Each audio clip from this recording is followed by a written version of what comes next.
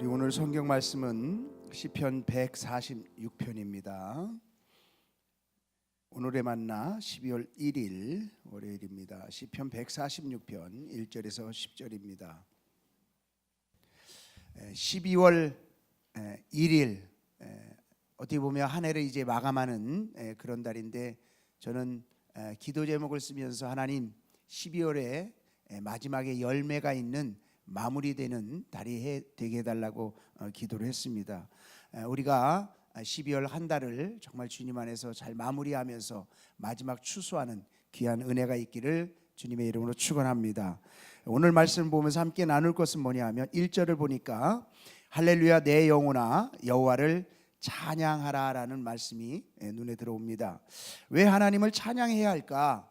그러면 하나님을 찬양한다고 하면 어떻게 찬양해야 할까? 라는 것을 하나님 앞에 묵상할 때에 2절과 3절 말씀이 들어왔습니다.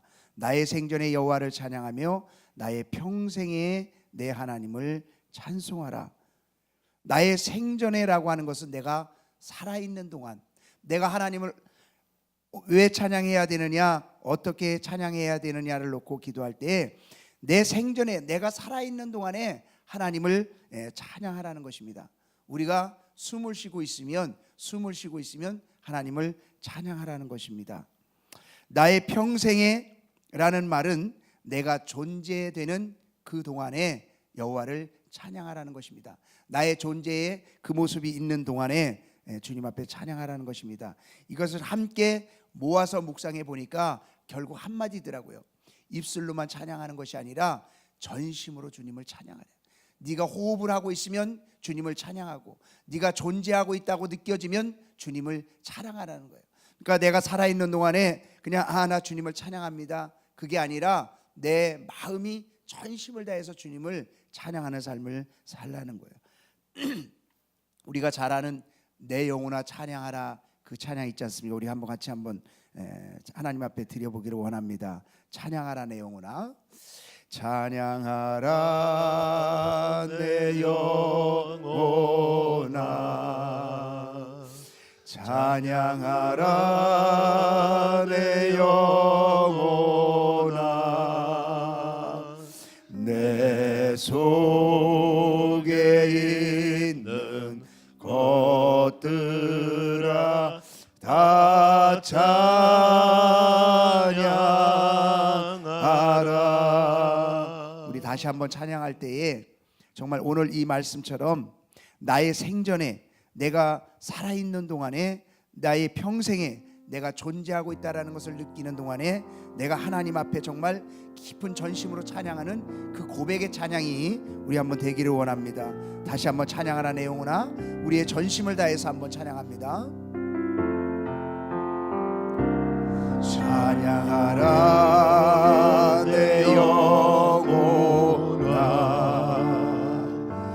찬양하라 내 영혼아, 내 속에 있는 것들아 다 찬양하라. 다시 한번 찬양하라 내 영혼아, 찬양하라 내 영혼아, 찬양하라 내 영혼아, 찬양하라 내 영혼, 내 속에 있는 것들아, 내 속에 있는 것들아 다 찬양. 다시 한번 고백합니다. 찬양하라, 찬양하라 내 영혼아. 아멘. 찬양하라 내 영혼아, 내 속에 있는 것들아 다 찬양. 우리 감사하라 내 영혼아, 감사하라 내 영혼아, 감사하라 내 영혼아,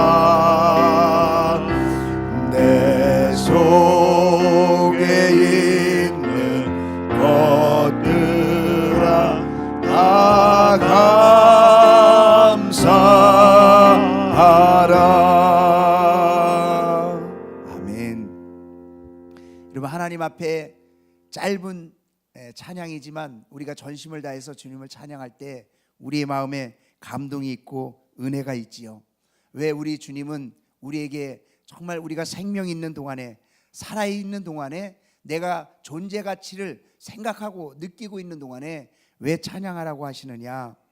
우리 4절부터 보면 그의 호흡이 끊어지면 흙으로 돌아가서 그날에 그의 생각이 소멸되리로다 라고 말씀하고 있습니다. 여러분, 호흡이 끊어지고 흙으로 돌아간다는 것은 죽음을 이야기하는 것이고 죽으면 다 끝나는 것이라는 것이죠. 그러면 그때에 그의 생각들이 다 소멸된다는 거예요. 그의 생각이 뭘까요? 죽으면 다 끝나는 그의 생각이 뭘까요? 그것은 인생을 살아가면서 계획했던 것들, 또 우리가 인생을 살아가면서 목적했던 것들이 다 끝난다는 것입니다. 이것을 저는 반대로 묵상해 봤습니다. 반대로 내가 인생을 살아가면서 계획하고 내가 인생을 살아가면서 목적했던 그것을 이루기 위해서 내 삶에 하나님을 전심으로 찬양해야 하는 그 찬양이 끊이지 않지 않았는가? 내가 이 땅에서 먹고 사는 것에 시달려서 주님을 찬양하지 못한 나의 모습은 없는가? 삶이 곤고해서 주를 찬양하지 못한 나의 모습은 없는가? 내 마음이 너무 고통스러워서 주님을 찬양하지 못한 나의 모습은 없는가? 내 생각이 너무 분주해서 주를 찬양하지 못한 나의 모습은 없는가? 내가 근심과 걱정으로 가득 차서 주를 찬양하지 못한 그런 모습은 없는가?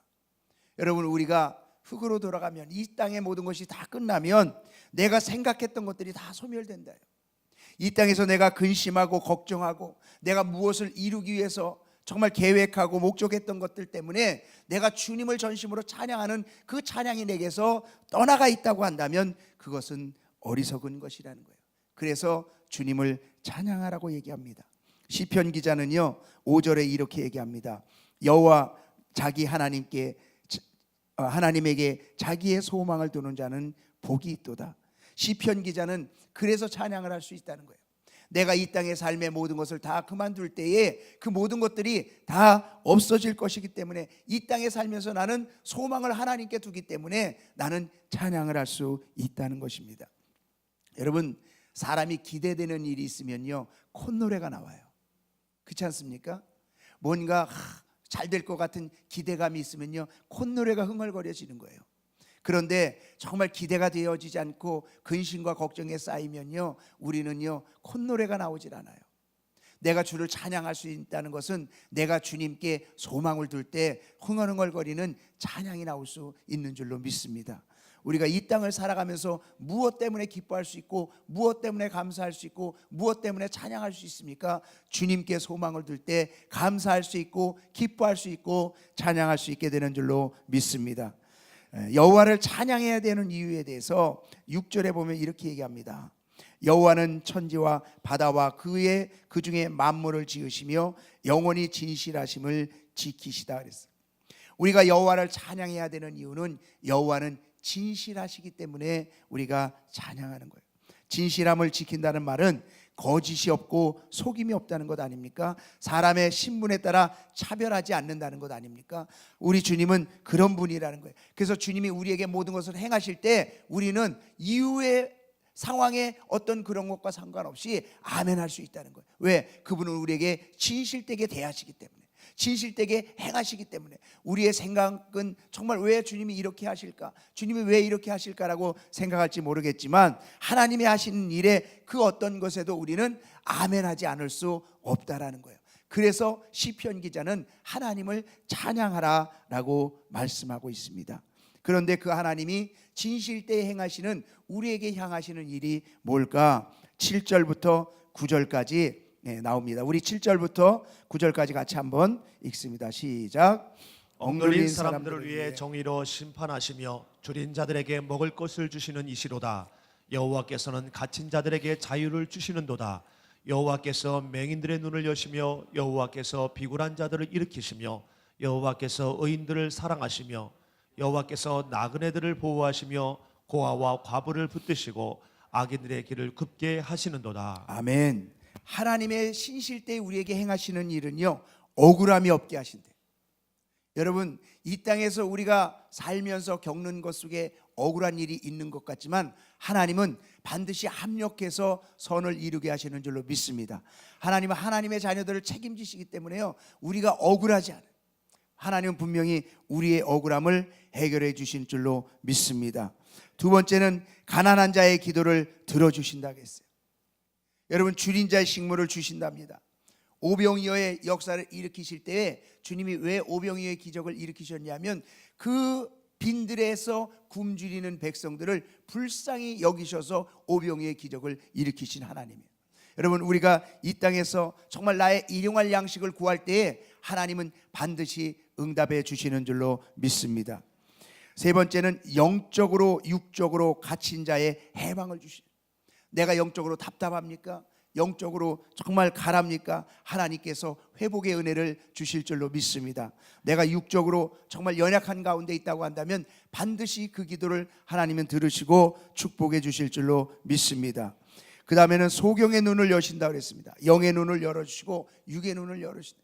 내가 정말 세상에서 깨닫지 못하는 것들을 주님은 우리에게 깨닫게 해주시는 줄로 믿습니다. 다섯 번째는 비굴한 자를 일으키신다고 했습니다. 하나님은요, 결코 하나님의 사람을 멸시하지 않으신다는 거예요.